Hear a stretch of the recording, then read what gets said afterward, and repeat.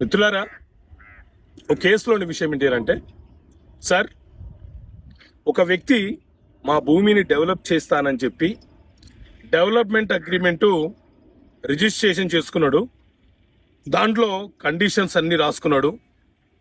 కానీ ఇప్పుడు మా భూమిని డెవలప్మెంట్ చేయట్లేదు, మాకు ఆ డెవలప్మెంట్ని క్యాన్సిల్ చేయట్లేదు.